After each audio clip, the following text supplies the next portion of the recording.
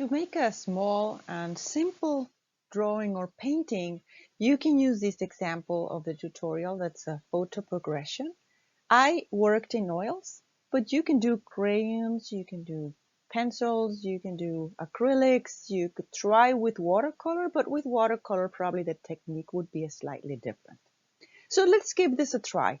The idea is to have something that can inspire you to work at home on one of those rainy days, or nowadays I am taping this video during the coronavirus 19 pandemia. So if you're staying at home, it's probably something that you want to do with your children or you want to do on your own and distract you. It's very therapeutic and I hope you like it. So let's begin. This is the view, and what I want to show you is how to simplify the view, have fun, and end up with something that you can actually hang on your wall. So how you start is basically you put a frame where this was the window. This view is from the Alhambra in Granada, Spain. But you can use any view from a window. You can get inspired, hopefully, and do the view from your own window. So first I put the frame, and note that there's a dark area in the front. I just left it as a dark area. I am using a colored canvas. This is a linen canvas. You can use color paper or just white paper. I just wanted to use something that had some sort of a warm yellowish color as a background, but you can use white paper. And to make the general drawings, I use a very simple violet color. So in the next step, I started placing some of the areas where you see dark. So it's just very spotty. You just place your darks where they are. Remember where the horizon is. And again, there's an area in the middle that has some darks also. So without paying attention to small details, just place the darks. And again, at the front area, we will be working with a little more detail later on. So I just left it basically dark. When I start introducing now, the color is basically on the sky.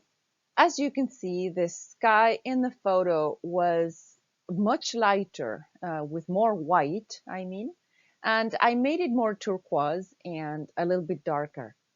So you can choose whatever you want, but just remember the clouds would be lighter on the top. So where you put white or where you put a whitish area is on the top of the cloud, and the bottom of the cloud is a bit darker. And the clouds are generally slightly darker than the sky. So just follow that guideline and you fill up your sky. The darks were darkened a bit more from what I had before and just very loose shapes. It just gives the impression of trees, but I'm not really painting, not even every tree. An important thing is I simplified the background. As you can see, there's several elements in the background. Just put some light violet. The lighter you paint, the more it goes in the back. So you put just a light violet color in there. And then we continue working on the space in the front.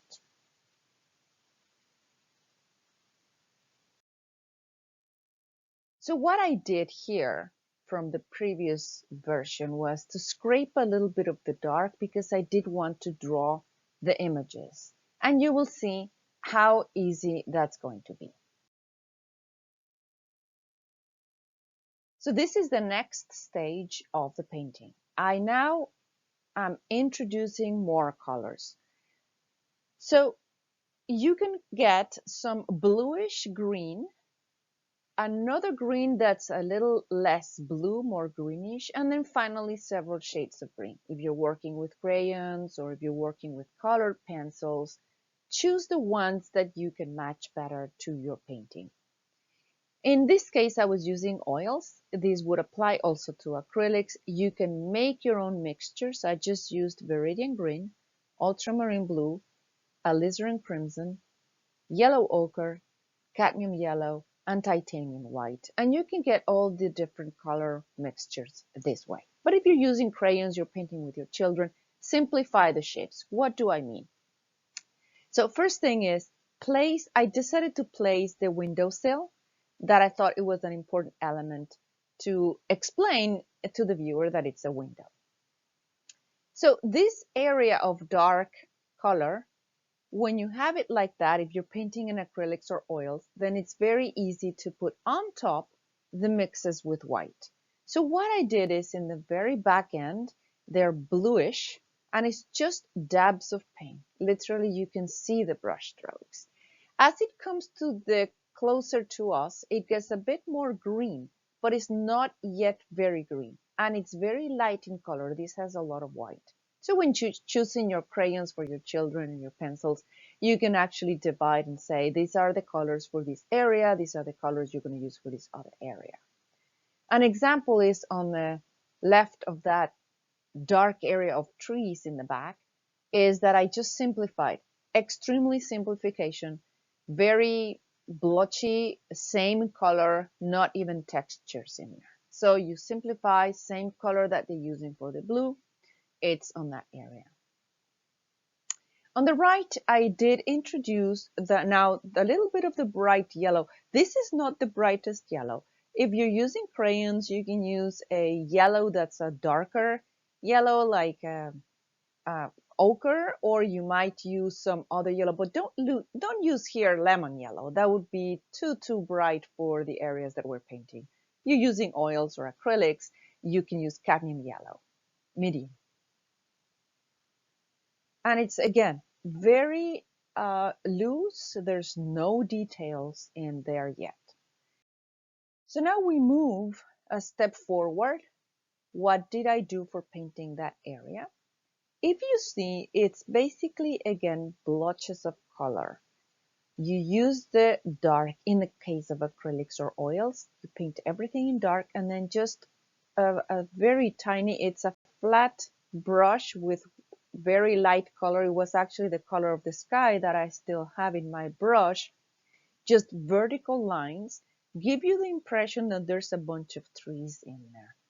If you're painting with crayons, you want to tell your children, or you want to paint yourself, you can paint the actual vertical lines, because these were horizontal brush strokes. But you can paint the vertical lines in pencil. And the thing here is just to put the dark on the bottom right, because the light is coming from the left top of this image.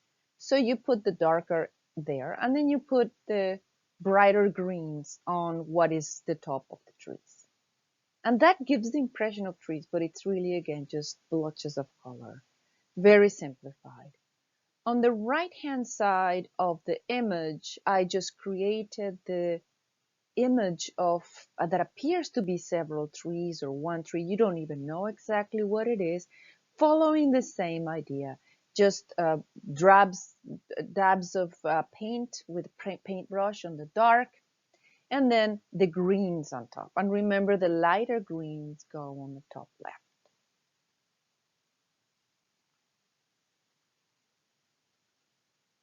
Now, the area that we had in the front that was sort of lines of different crops, probably of flowers, was not very difficult to do. You could simplify by just painting everything in green. You're painting with your children, just do everything in green. This area is under the light, and what the way that it shows that it's mounds of earth that are in parallel rows is that you do the lighter on the left of the mound, then a bluish green, and then finally the violet for the deep shade. This is as a very simple way of painting it. As you can see, the brush strokes is not really very detailed. Again, it's just giving the impression of light and shadow. On that area on the left, it's the extremely loose, very simplified way of showing that there's some vegetation there. So this gives the impression that there's either a bunch of trees or one tree or vegetation, but it doesn't really matter. You don't need to paint the details. Just put blotches of paint. This is the final painting. So the last bit of it was to bring a little bit of lighter areas, as you can see, with a flat brush and a mix of white. There's no pure white. This is white with the same green that I had. If you're using crayons, you can actually tell your children they can choose, or you can choose for them. Or if you're painting with pencils, you can choose your different color pencils, considering that at the very end, you want to put some of these light colors. And also note that in this particular final stage of the painting, I added the deep shadow on the windowsill and very loose definition on the frame of the window with a kind of a warm terracotta color. I hope you really enjoyed this painting. This is the original photo. As you can see, it's very simplified. You can paint with just a bit of blotches of paint, have fun, and I hope that pretty soon we will all be able to beat this COVID-19 pandemia and go out and paint in plein air again. Thank you very much. I hope you enjoyed it.